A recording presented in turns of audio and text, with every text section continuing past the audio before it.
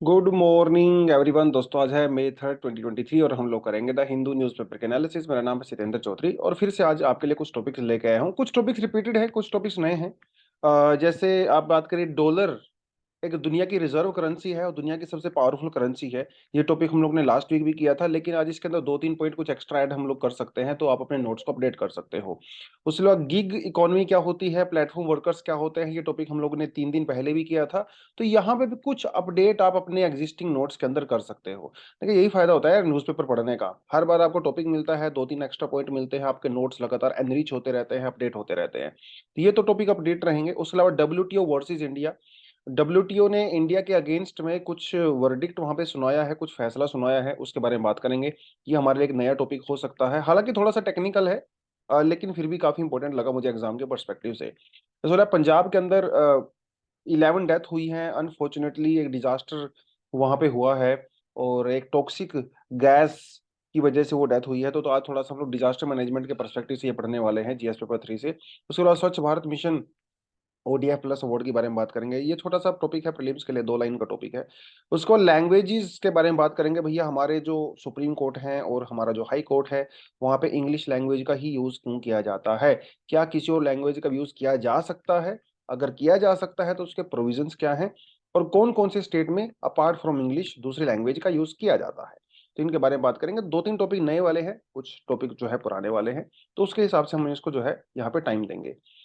और एजुकेशन के बारे में चाणक्य जी ने कहा था, भैया education is the best friend. An educated person is respected everywhere. Education beats the beauty and the youth. आप भैया बूढ़े हो जाओगे, अभी आप जवानी हो, सुंदर लगते हो, लेकिन बाद में बूढ़े हो जाओगे, स्किन ढीली पड़ जाएगी, झारी झुर्रियां पड़ जाएंगी, कुछ भी हो सकता है ना यार। ये आदमी को हमेशा सुंदर तो नहीं रहेगा, जवान तो नहीं रहेगा, लेकिन जो एजुकेशन है वो आपको हमेशा रेलिवेंट रखती है।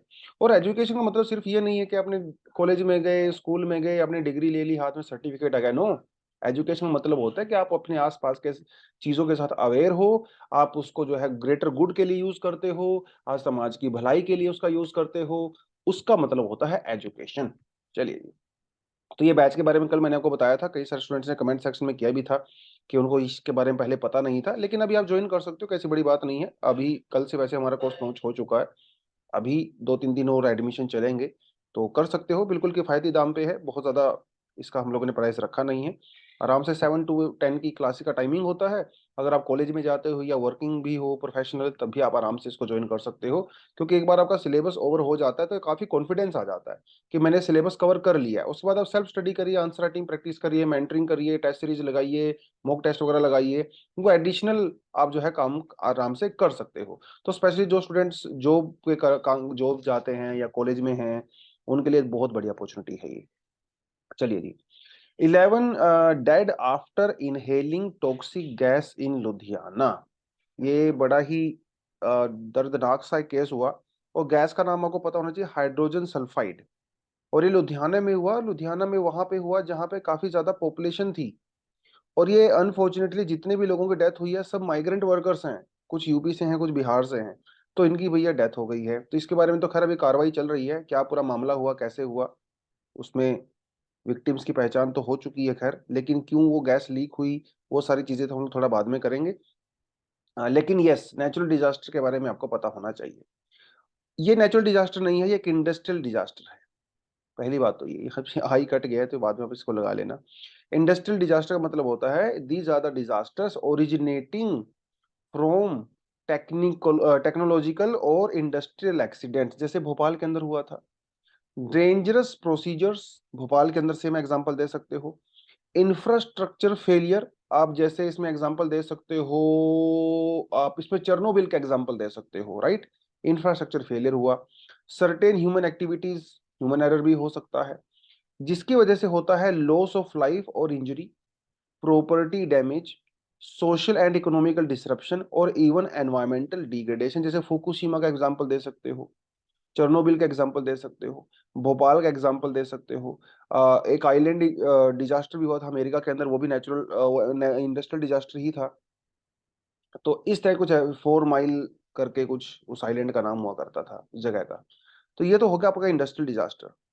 इंडस्ट्रियल डिजास्टर की जब हम लोग बात करते हैं, तो इसके अंदर कौन कौन से डिजास्टर इंक्लूड होते हैं? ठीक है, ये छोटी सी एक लिस्ट यहाँ पे दी गई है। टॉक्सिक केमिकल्स, भोपाल का एग्जांपल दे सकते हो, पंजाब का एग्जांपल दे सकते हो। एक्सप्लोजन वगैरह कई बार हो जाते हैं, chemical explosion, nuclear explosion, radiation, mine explosion, pollution, acid rain, chemical pollution, ये बार बार उसके, और एक्सप्लोजन और केमिकल पोल्यूशन दोनों अलग अलग चीजें हैं। एटमॉस्फेरिक पोल्यूशन, तो ये सब आपका इंडस्ट्रियल डिजास्टर के अंदर में आता है। एक बार जो अगर गलती से इंडस्ट्रियल डिजास्टर मान लो अनफॉर्चुनेटली हो भी गया, तो क्या अप्रोच हम लोग ले सकते हैं, किस तरह से उसको हम लोग ठीक कर सकते हैं, तो वे फॉरवर्ड में आपको या सॉल्यूशन में आप इसको लिख सकते हो। सबसे बड़ी बात है प्रिवेंशन ही करनी चाहिए। वेट तो नहीं करना चाहिए डिजास्टर होगा तब कुछ करेंगे, ऐसा तो नहीं होना चाहिए। प्रिवेंशन करिए। प्रिवेंशन कैसे कर सकते हैं?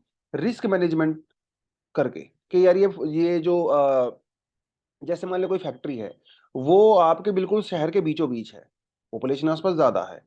एक फैक्ट्री है वो जंगल में है, कहीं दूर है, उसके आसपास लोग नहीं रहते हैं, तो दोनों का रिस्क फैक्टर अलग अलग होगा ना।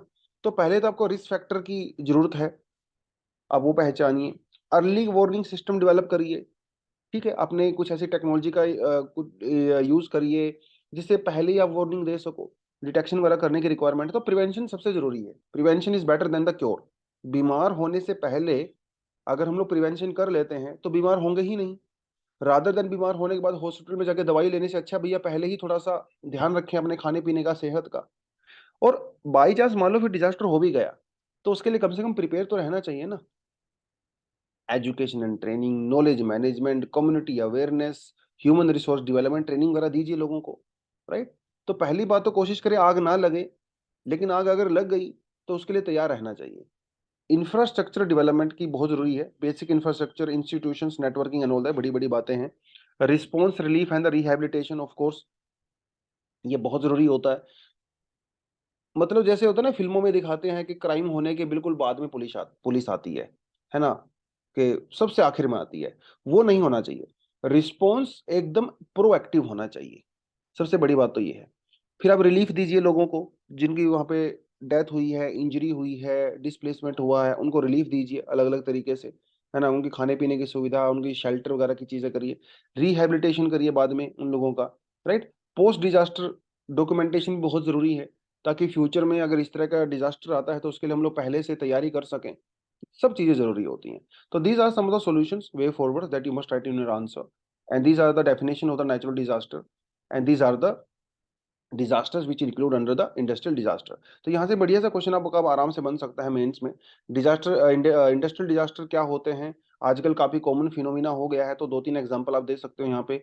उसके अंदर चैलेंजेस क्या क्या हैं और सॉल्यूशन क्या क्या है, इंडस्ट्रियल डिजास्टर के अंदर कौन कौन से डिजास्टर्स इंक्लूड होते हैं। तो इस तरह का एक आप यहाँ से आपसे आराम से 150 वर्ड्स में आंसर लिख सकते हो। चलिए जी। वेनार्ड टॉप्स स्वच्छ Bharat ODF plus ranking. ODF का मतलब होता है open defecation free. Open defecation मतलब आप जैसे गांव वगैरह में जाते हैं या इवन सिटीज में भी जाते हैं, लोग खुले में जो है वो सुबह सुबह जो है पोटी करने जाते हैं। कई लोग दोपहर को भी जाते हैं, कई लोग शाम को भी जाते हैं, बट जिस टाइम भी जाते हो, बेसिकली टॉयलेट्स का यूज नहीं किया जाता है।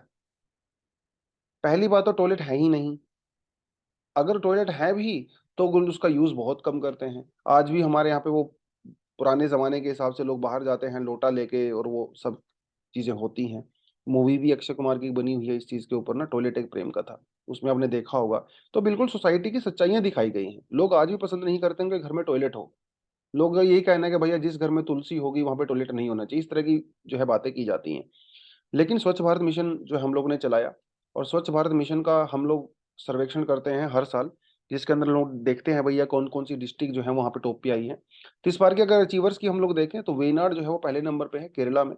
दूसरा जो है अनूपुर मध्य प्रदेश में, और तीसरी है मंचेरियल जो है तेलंगाना के अंदर पड़ता है। ये तो चीजें हो गई।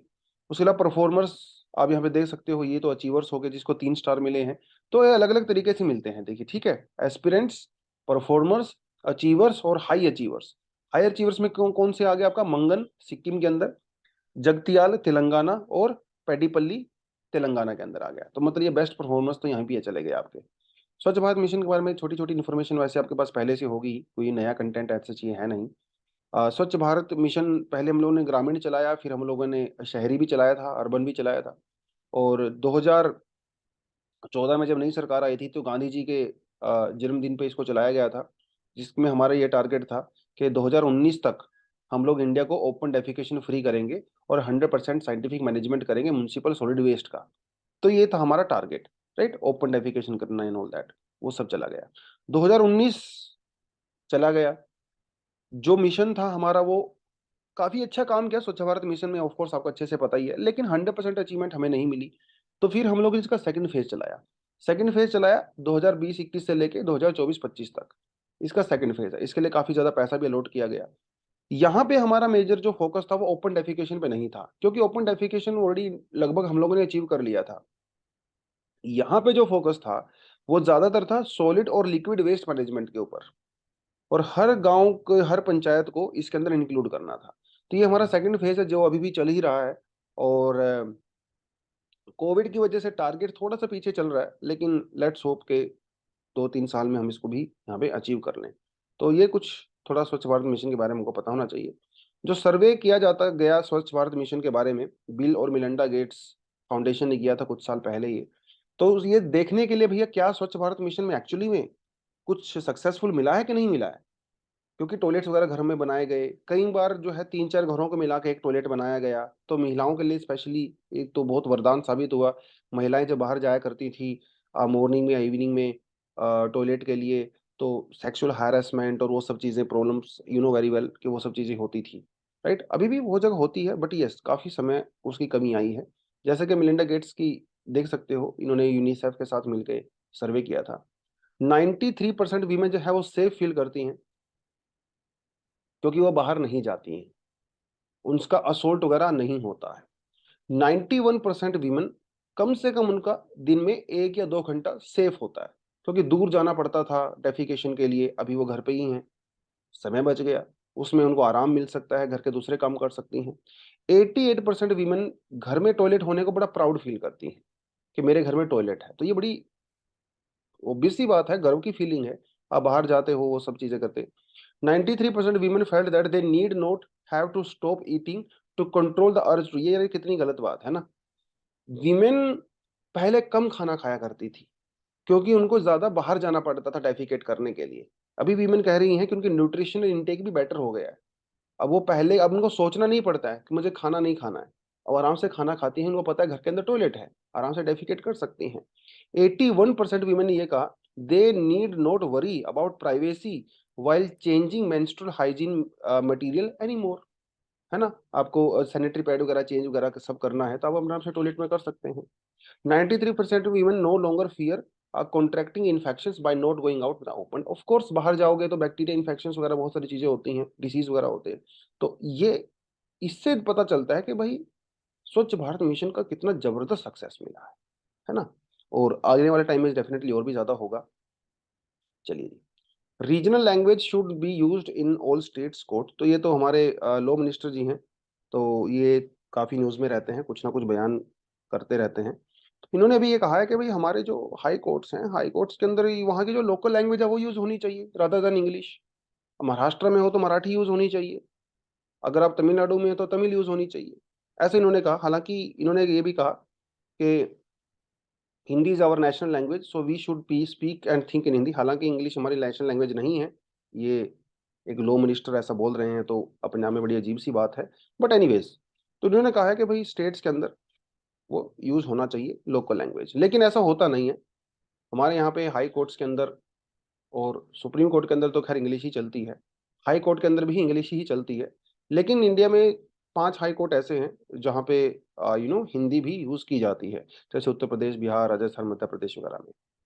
लेकिन कानून क्या कहता है, कॉन्स्टिट्यूशन क्या कहता है, हमारा जो आर्टिकल 38(1)(a) है, ये कहता है अनलेस, ये वर्ड बड़ा इंपॉर्टेंट है, unless, unless parliament provides otherwise by law all proceeding before the supreme court and every high court must be conducted in English. जब तक पार्लियामेंट नहीं कहता है, या जब तक पार्लियामेंट के अंदर कानून नहीं बनाया जाता है, हमारे सभी हाई कोर्ट के अंदर और सब सुप्रीम कोर्ट के अंदर इंग्लिश का ही यूज होगा।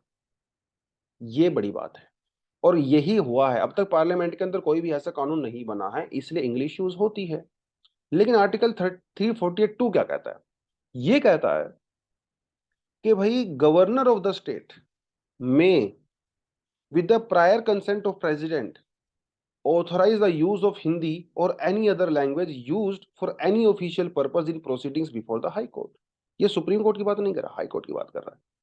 अगर गवर्नर चाहें प्रेसिडेंट के कंसेंट से और वहां के पार्लियामेंट की और वहां के स्टेट लेजिस्लेचर की इन्वॉल्वमेंट से ऑफ कोर्स, इंग्लिश के अलावा हिंदी या किसी और लैंग्वेज को अलाउ कर सकते हैं हाई कोर्ट में, जैसे उत्तर प्रदेश, बिहार वगैरह राजस्थान में किया गया है। तो ये बेसिकली इसी पावर का यूज करके किया गया है। बट एक चीज आपको समझनी पड़ेगी, जहां पे हाई कोर्ट में भी हिंदी का यूज हो रहा है, वहां पर भी जो जजमेंट्स होती हैं, डिक्री होती है या ऑर्डर होता है, वो भी इंग्लिश में ही होता है। Getting this point? Uttar Pradesh में भी, बिहार में भी जो जजमेंट वगैरह सुनाई जाती हैं वो भी इंग्लिश में ही होती हैं प्राइमरीली। हाँ, उसका हिंदी अनुवाद बाद में किया जाता है, वो एक बात अलग है। As a result constitution establishes English as the primary language. ये आपको ध्यान देना है, सुप्रीम कोर्ट की primary language and only language right now is English. High court की भी एज पर कॉन्स्टिट्यूशन इंग्लिश ही है, लेकिन कुछ स्टेट्स ने चेंज करके हिंदी उसको कर दिया है, लेकिन जजमेंट वगैरह तो अभी भी भैया इंग्लिश में ही आते हैं। ठीक है, देखिए यहाँ पे साफ साफ लिखा हुआ है, high court judgment must be delivered in English. बाद में हिंदी में ट्रांसलेट हो सकता है, वो एक अलग बात है। तो ये तो आपको पता होना चाहिए। सबऑर्डिनेट कोर्ट लैंग्वेज की क्या होती है, जैसे हमारे डिस्ट्रिक्ट कोर्ट्स वगैरह होते हैं, उनके अंदर भी मोस्टली जो है इंग्लिश ही यूज की जाती है। ठीक है, लेकिन हमारा जैसे सिविल प्रोसीजर कोड 1908 है, इसने ये कहा कि जब तक स्टेट गवर्नमेंट कोई और लैंग्वेज के लिए नहीं कहती है तब तक इंग्लिश ही यूज होगा। तो state government has the authority to declare any regional language as the alternative for the court proceedings.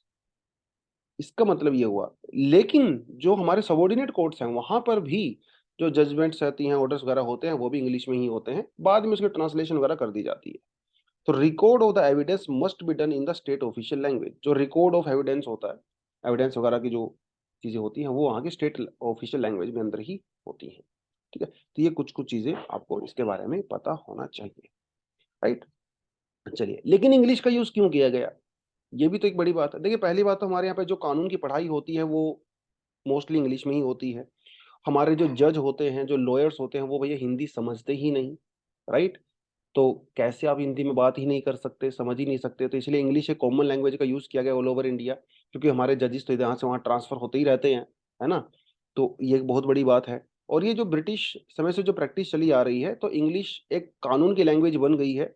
और सारी चीज़ें जो है क्योंकि इंग्लिश में ही होती हैं शुरुआत से ही, पुरानी जजमेंट्स वगैरह भी सब इंग्लिश में ही होती हैं, तो उनको ट्रांसलेट करना और वो समझना एक बड़ा हेक्टिक सा टास्क है, तो इसलिए मोस्टली चीज़ें यहाँ पे इंग्लिश में ही की जाती हैं। चलिए, de dollarization the race to attain the status of the global reserve currency. हालांकि ये टॉपिक हम लोग पहले कर चुके हैं, 2-3 दिन पहले हम लोगों ने किया था, तो इसलिए ज्यादा डिटेल में नहीं जाऊंगा, थोड़ी थोड़ी चीजें आपको बताऊंगा क्या है। तो देखिए, इसमें कोई डाउट नहीं है कि भाई यूएसए का जो डॉलर है वो दुनिया की सबसे पावरफुल करेंसी है, लेकिन ऐसी बात भी नहीं है कि आज ही है ये, और ऐसी बात भी नहीं है कि हमेशा से ही था। बेसिकली सेकेंड वर्ल्ड वॉर के बाद जब अमेरिका वर्ल्ड सुपर पावर बन के उभरा, तो डॉलर को as a international currency, reserve currency मान लिया गया। दूसरी करेंसी भी यूज होती है, ऐसी बात नहीं है, जैसे ब्रिटिश पाउंड, फ्रेंच और वो सब यूज होता है। क्योंकि आप देखिए, सेकंड वर्ल्ड वॉर से पहले दुनिया की सुपर पावर कौन हुआ करता था, ब्रिटेन हुआ करता था, इसलिए दुनिया भर में ब्रिटेन की करेंसी चला करती थी। तो सीधी सी बात है भाई, जिसकी लाठी उसकी भैंस है। इस समय अमेरिका की लाठी चल रही है, तो अमेरिका की करेंसी भी चल रही है।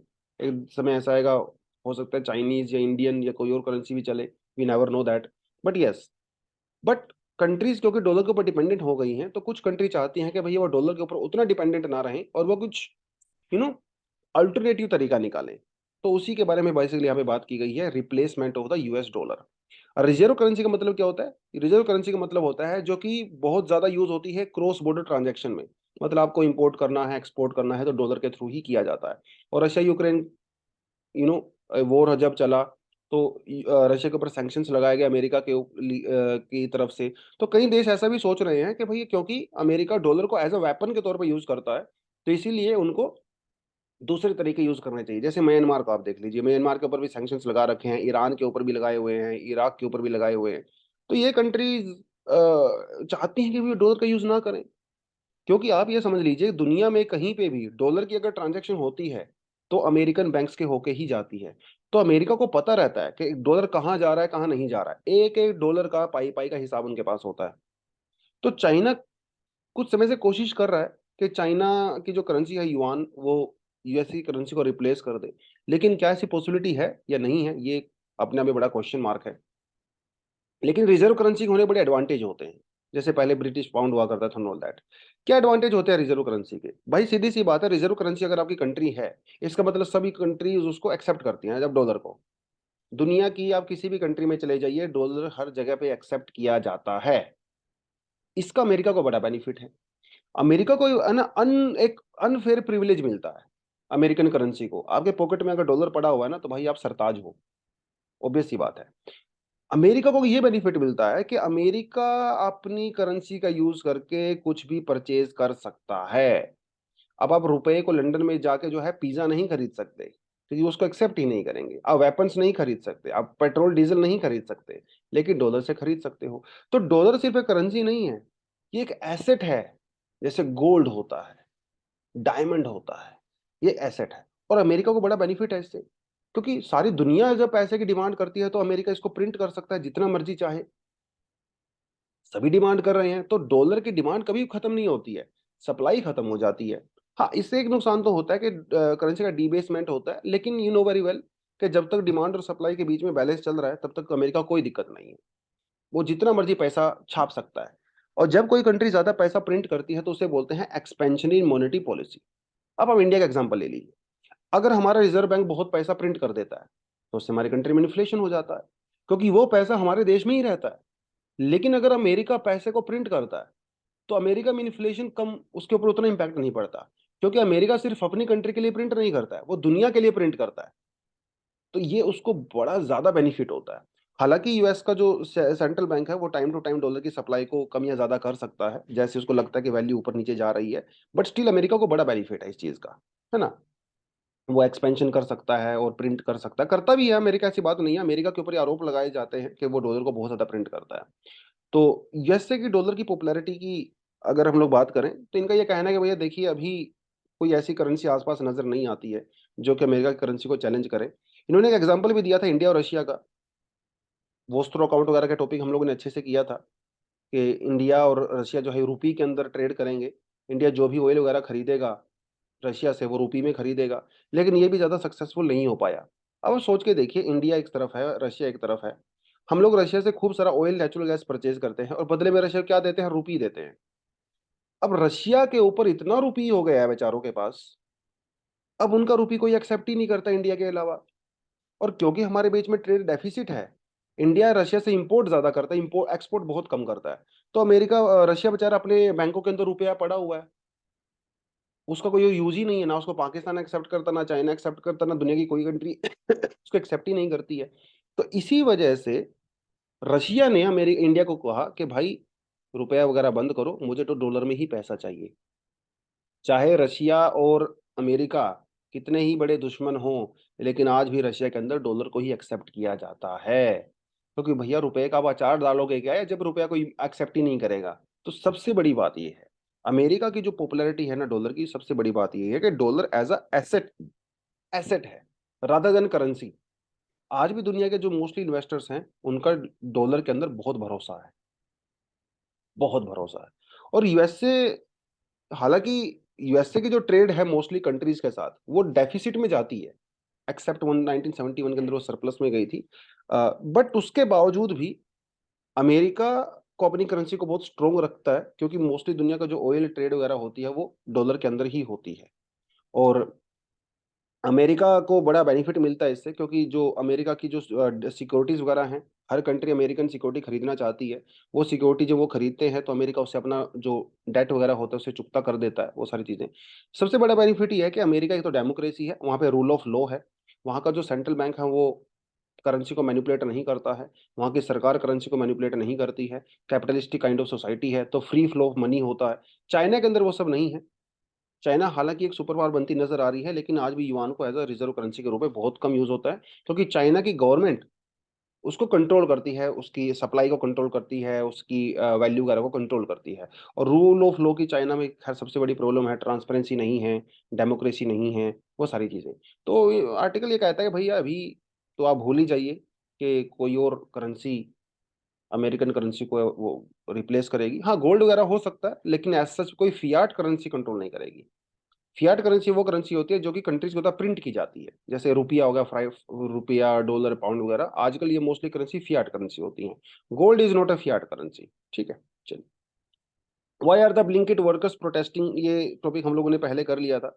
क्योंकि पहले क्या होता था, ये जो ब्लिंकिट ब्लिंकिट के जो जो डिलीवरी जो पर्सन होते थे, they use to get 25 rupees on one order. लेकिन ब्लिंकिट ने कहा कि नहीं भाई, हम आपको 15 रुपए देंगे, 25 रुपए नहीं देंगे।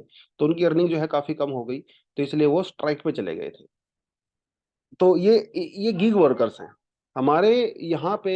जो कंट्री के अंदर दो तरह के गिग वर्कर्स होते हैं। एक होते हैं प्लेटफॉर्म वर्कर्स और दूसरे होते हैं non platform workers. Platform form worker जैसे जो कि जैसे उबर हो गया, ओला हो गया, जोमेटो हो गया, जो कि किसी ऑनलाइन एप्लीकेशन के थ्रू आते हैं, इन्हें प्लेटफॉर्म वर्कर्स कहते हैं। और जो दूसरे जैसे कंस्ट्रक्शन वर्कर्स हो गए, जो कि कॉन्ट्रैक्ट बेस पे होते हैं, है ना, non technology based temporary work होता है, इसे हम लोग नॉन प्लेटफॉर्म वर्कर्स बोलते हैं। ये तो बड़ी बात हो गई। लेकिन ये जो भी प्लेटफॉर्म या नॉन प्लेटफॉर्म वर्कर्स होते हैं, वो जो ट्रेडिशनली जो एम्प्लॉइज और एम्प्लॉयर की डेफिनेशन के अंदर में नहीं आते हैं। जैसे हमारे पास मिनिमम वेज एक्ट है, employees provident fund miscellaneous provision act है, payment of the bonus act है, कॉन्ट्रैक्ट लेबर एक्ट है। इन एक्ट के अंदर में नहीं आते हैं। प्रॉपर डेफिनेशन नहीं है कोई प्रॉपर, ना तो प्लेटफॉर्म वर्कर्स की है और ना ही नॉन प्लेटफॉर्म वर्कर्स की है। जिसकी वजह से इनको बेनिफिट यहाँ पे नहीं मिल पाते हैं। राइट, ना तो इनको हेल्थ इंश्योरेंस मिल पाता है, ना कोई एक्सीडेंट इंश्योरेंस वगैरह मिल पाता है, वो सब नहीं मिल पाता है। हालांकि 2020 में सरकार ने code of the social security किया था, पास किया था, जिसके अंदर गिग वर्कर्स को रिकॉग्नाइज किया गया है। बट अभी भी जो ऑनलाइन जो वर्कर्स होते हैं, उनके लिए स्पेसिफिकली कुछ कुछ हमारे पास खास है नहीं। क्योंकि एम्प्लॉयर्स और एम्प्लॉय के बीच में ऐसा यहाँ पे कोई रिटर्न एग्रीमेंट नहीं होता है मोस्टली केसेस के अंदर। तो जिसकी वजह से ऐसे वर्कर्स को, जो नॉर्मल दूसरे वर्कर्स होते हैं, उनसे अलग रखा जाता है। उनको प्रोविडेंट फंड, मैटरनिटी बेनिफिट, ये सब वहाँ पे बेनिफिट उनको अनफॉर्चुनेटली नहीं मिल पाता है। और भी कई सारे कंसर्न हैं यहाँ पे। मतलब वही जो छोटी छोटी चीजें हम लोग पहले बात कर चुके हैं, है ना। उनको कभी भी फायर कर दिया जाता है, कभी भी हायर कर लिया जाता है, पैसे को कभी भी कम कर दिया जाता है, ज्यादा कर दिया जाता है, क्योंकि प्रोटेक्शन आपके पास नहीं है। तो सुप्रीम कोर्ट के अंदर एक पीआईएल वगैरह फाइल की गई है, एक federation of the app based transport workers, FIFAT के द्वारा, जिन्होंने ये कहा है कि भाई देखिए, ये जो गिग वर्कर्स के साथ जो होता है, वो आर्टिकल 14 और 21 का वायलेशन है। राइट, उनके फंडामेंटल राइट का वायलेशन है। अरे भैया, काम तो वो भी कर रहे हैं ना यार, चाहे वो एप्लीकेशन के थ्रू ही क्यों ना कर रहे हो। तो क्या वो प्रॉपर एम्प्लॉय नहीं है क्या? वो भी हैं। तो डिमांड की जा रही है कि इनको अनऑर्गेनाइज्ड वर्कर्स डिक्लेयर कर दिया जाए, या वेज वर्कर्स डिक्लेयर कर दिया जाए under section 2M and 2N of the UWSS। UWSS मतलब unorganised workers social security act 2008। क्योंकि एक बार अगर इस कानून के तहत उनको अनऑर्गेनाइज सेक्टर में डिक्लेयर कर दिया गया, तो उनको सोशल सिक्योरिटी बेनिफिट मिलेंगे।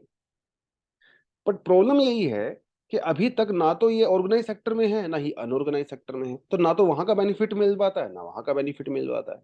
तो इसकी वजह से जो है वो सारी चीजें यहाँ पे हुई। चलिए, हाँ, कहाँ थे हम लोग? यहाँ पे थे, यहाँ पे। एडिटोरियल, आज का एडिटोरियल आता है, क्या कहता है? आउटलाइंग द इंडियन टेक टैरिफ। वैसे अगर आप इस आर्टिकल को पढ़ोगे तो काफी टेक्निकल है, आई वुड नॉट सजेस्ट कि आप बहुत डिटेल में इसमें जाएं। लेकिन यस, थोड़ा थोड़ा ऊपर वाले पर्सपेक्टिव से मैं आपको बता सकता हूँ कि क्या चीजें यहाँ पे हो रही हैं। राइट, देखिए, पहले बात तो आपको जो है पता होना चाहिए WTO क्या है। WTO की जो इनिशियल शुरुआत हुई थी, वो 1944 के अंदर ब्रेटन वुड्स के अंदर ही हुई थी। ब्रेटन वुड्स आपको पता है, जहाँ पे IMF और वर्ल्ड बैंक वगैरह की स्थापना हुई थी। उस समय इसको WTO नहीं कहा जाता था, उस समय इसको गाट कहा जाता था। ठीक है। लेकिन धीरे धीरे धीरे धीरे जो है चीजें आगे बढ़ी, और फाइनली 1944 के अंदर जो उरुग्वे राउंड हुआ, बाद में फिर मरक्कश अग्रीमेंट किया गया। और मरक्कश अग्रीमेंट के अंदर आज का जो WTO है वो फोर्स हुआ 1995 में। तो शुरुआत तो 1994 में ही हो चुकी थी, लेकिन धीरे धीरे धीरे धीरे करके 1995 तक आए हम लोग। तो गार्ड से बन गया WTO। ये ब्रेटन वुड्स के अंदर हुआ और ये आपका मरक्कश के अंदर हुआ। तो ये तो प्रीलिम्स के लिए छोटी छोटी इन्फॉर्मेशन पता होनी चाहिए। होता क्या है, इसका मेन पर्पस क्या है WTO का?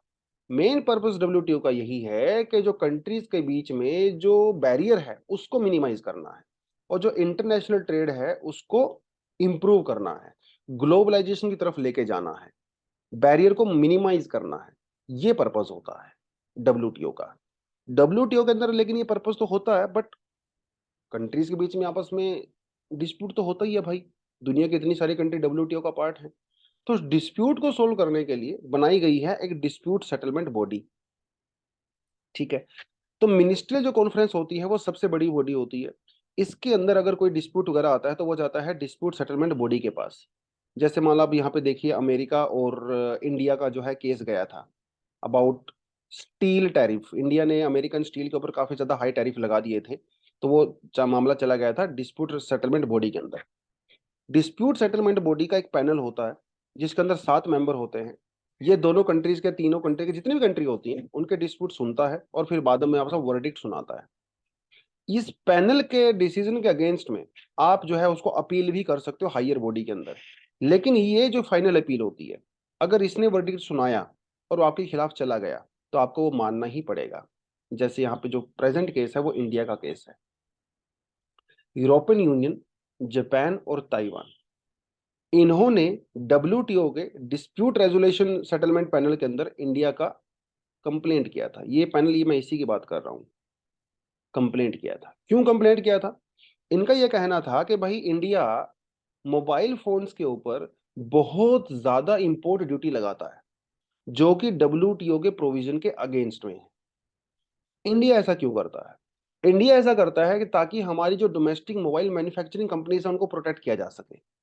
लेकिन यूरोपियन यूनियन, ताइवान और जापान ने कहा कि भाई ये बिल्कुल गलत है, ये डब्ल्यूटीओ के अगेंस्ट में है। मजेदार बात यहां पे ये हुई, इस पैनल ने इंडिया को दोषी ठहराया।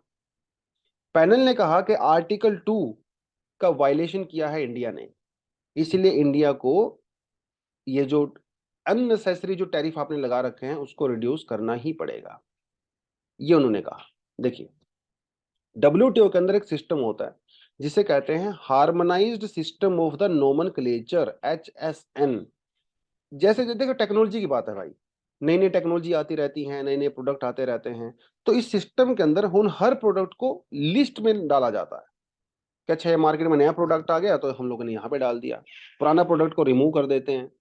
जैसे पहले वीसीआर हुआ करते थे उसको हटा दिया, आजकल फिर सीडी प्लेयर होने लगे, फिर पेन ड्राइव्स आने लगी। तो नई नई चीजों को इंक्लूड हम लोग यहाँ पे करते रहे। इसे कहते हैं हार्मोनाइज सिस्टम ऑफ नोमेनक्लेचर। ये आपको पता होना चाहिए। तो जैसे नई नई मोबाइल के अंदर इन्वेंशंस होती रहती हैं, कभी फ्रंट कैमरा, बैक कैमरा, दुनिया भर की चीजें आती हैं, उसे कहते हैं गुड शेड्यूल। इस लिस्ट के अंदर जो भी गुड्स इंक्लूड होते हैं उसे गुड शेड्यूल कहते हैं। और ये जो मोबाइल फोन्स वगैरह हैं जिसके ऊपर इंडिया ने एक्स्ट्रा टैरिफ लगा रखा है, टैक्सेस वगैरह लगा रखे हैं, ये गुड शेड्यूल के अंदर में आते हैं और इंडिया ने इसका वायलेशन किया है अकॉर्डिंग टू दिस पैनल। अब इंडिया के पास क्या ऑप्शन है, पहले आपको ये पता होना चाहिए। इंडिया ने ऑफ कोर्स इसकी बात को मानेगा नहीं, ऑब्वियस सी बात है। हाँ, हालांकि ये जो पैनल का डिसीजन होता है वो बाइंडिंग होता है, इसमें कोई डाउट नहीं है। लेकिन समस्या यहाँ पे ये है कि जो प्रोडक्ट को इसके अंदर मेंशन किया गया है गुड शेड्यूल के अंदर, जो टाइम टू टाइम अपडेट होने चाहिए, पहले लास्ट अपडेट हुआ था 2002 के अंदर, उसके बाद अपडेट हुआ 2007 के अंदर, अब तक अपडेट नहीं हुआ है। तो इंडिया का यह कहना है कि भाई जिन मोबाइल फोन्स को या टेक्नोलॉजी को या प्रोडक्ट्स को मैंने हाई टैरिफ में लगा रखा है वो अभी तक लिस्ट के अंदर अपडेट नहीं हुए हैं। तो पहले तो आप उसको लिस्ट की जगह अपडेट करिए, बाद में आप मेरे पास आइए। पहला तो इंडिया का आर्गुमेंट यहाँ पे ये है। दूसरा आर्गुमेंट इंडिया का ये है कि भाई इंडिया एक डेवलपिंग कंट्री है, हमें अपनी डोमेस्टिक इंडस्ट्री को प्रोटेक्ट करने की रिक्वायरमेंट है। तो अगर हम लोग प्रोटेक्ट नहीं करेंगे तो ये जो फॉरेन कंपनीज हैं वो पूरा टेक ओवर कर लेंगी, है ना। तो इसलिए हम लोगों को ये करना पड़ रहा है। लेकिन डब्ल्यूटीओ ने कहा कि नहीं नहीं, आप ये सब आर्गुमेंट यहाँ पे नहीं दे सकते। ऐसा तो यार हर कंट्री आर्गुमेंट दे देगी फिर तो। अब क्या होगा? क्या इंडिया को ये टैरिफ रिड्यूस करने पड़ेंगे और जो डब्ल्यूटीओ के पैनल का जो डिसीजन है क्या उसको मानना पड़ेगा? वैसे तो मानना चाहिए प्रॉपरली देखा जाए, लेकिन ऐसा होगा नहीं। क्यों नहीं होगा? पहली बात तो इंडिया कहाँ का यहाँ पे जाके अपील करेगा, क्योंकि इंडिया के पास अभी एक ऑप्शन बचा हुआ है। मजे की बात यह है, कई सालों से अपलेट बॉडी बनी ही नहीं है। अपलेट बॉडी के अंदर 7 मेंबर्स होते हैं। यूएसए जो है यहाँ पे टांग अड़ा रहा है। तो सोचने की बात है, जब अपलेट बॉडी है ही नहीं तो इंडिया की अपील को कौन सुनेगा? कोई भी नहीं। तो इंडिया की अपील यहाँ पे पेंडिंग बनी रहेगी। और मजे की बात यह है, जब तक अपील पेंडिंग रहती है तब तक आपके ऊपर वो पैनल का डिसीजन मैंडेटरी लागू नहीं होगा। तो ये इंडिया यहाँ पे ट्रिक खेल सकता है। पैनल की बात हम लोग मानेंगे नहीं, ऑब्वियस सी बात है। अपलेट बॉडी में जाएंगे जो कि है ही नहीं, अपॉइंटमेंट वहां पे हुई ही नहीं लोगों की, तो वो यहाँ पे पेंडिंग पड़ा रहेगा अगले 2 साल, 4 साल, 5 साल, 10 साल भी, नेवर नो। तो इंडिया जो है वहां पे इस पोजीशन का फायदा उठा सकता है। तो लीगली तौर पे मानना जरूरी नहीं है, लेकिन इससे इंडिया की इमेज नेगेटिव होती है मार्केट में, दुनिया में। तो यूरोपियन यूनियन के साथ या ब्रिटेन के साथ, जर्मनी के साथ हमारा जो फ्री ट्रेड एग्रीमेंट होना था, जिसकी हम लोग कोशिश कर रहे हैं, ऐसी हरकतों की वजह से, ऐसी एक्शंस की वजह से हो सकता है उसके नेगोशिएशन के अंदर कुछ ना कुछ सेटबैक इंडिया को मिल जाए। यूरोपियन यूनियन अलग से इंडिया के ऊपर कुछ सैंक्शंस वगैरह तो ऐसा नहीं लगाएगा ऑफ कोर्स, ठीक है, क्योंकि अभी पैनल के पास मतलब अपीलेट अथॉरिटी के पास वो मामला पेंडिंग पड़ा हुआ है। लेकिन यस, नुकसान तो इंडिया को यहाँ पे हो सकता है। बट इंडिया का अपना आर्गुमेंट है, भाई हम लोग डेवलपिंग कंट्री है तो हमें प्रोटेक्ट करने की रिक्वायरमेंट अपने इंटरेस्ट वगैरह को, वो एक अलग बात है। तो ये बनता है पूरा डब्ल्यूटीओ का मामला, ये बस आपको ये पता होना चाहिए, ठीक है। ये पिक्चर आप ध्यान में रखो। पैनल का डिसीजन मैटर करता है, लेकिन पैनल का डिसीजन अगर आप खुश नहीं हो, आप उसको अपील कर सकते हो। अपलेट बॉडी अभी डब्ल्यूटीओ के अंदर है नहीं, क्योंकि यूएसए उसको अपॉइंटमेंट नहीं कर रहा है वहां पे लोगों की। तो ये मामला जो है यहाँ पे फंसा हुआ है। तो थोड़ा टेक्निकल सा आर्टिकल है ये, बहुत इतनी ज्यादा डिटेल की हमें रिक्वायरमेंट होती नहीं है एग्जाम के परस्पेक्टिव से। बट स्टिल थोड़ी समझ तो होनी चाहिए कि डब्ल्यूटीओ के अंदर क्या होता है क्या नहीं होता है। उसके अलावा कुछ एडिशनल आर्टिकल भी अपने पास है, आप इनको भी आराम से पढ़ सकते हैं। ठीक है दोस्तों, तो यह आज के लिए हम लोग करते हैं यहीं पे ख़त्म। और जो बच्चे एडमिशन लेना चाहते हैं तो उनके लिए आपके पास ऑप्शन खुला है। ये व्हाट्सएप नंबर दिया हुआ है, आप इस पे कनेक्ट कर सकते हो। नीचे डिस्क्रिप्शन में लिंक दिया होगा, वेबसाइट को जाके विजिट करिए। 12 से 18 महीने की क्लास रहती है, बाइलिंगुअल क्लासेस चलती हैं, मस्त क्लासेस चलती हैं, नोट्स वगैरह बहुत वेल प्रिपेयर्ड हैं। और मैं आपको ज्योग्राफी पढ़ाऊंगा, एनवायरनमेंट पढ़ाऊंगा, एकदम एक्सपीरियंस फैकल्टी हैं, किसी तरह की कोई दिक्कत नहीं आएगी। आराम से आइए, टेंशन फ्री होकर, बहुत ज़्यादा पैसा भी नहीं है। आपका सिलेबस ओवर हो जाएगा, कॉन्फिडेंस रहता है, उसके बाद आराम से तैयारी कर सकते हो। ठीक है जी दोस्तों, चलिए आज के लिए इतना ही है। Thank you very much, all the best, जय हिंद।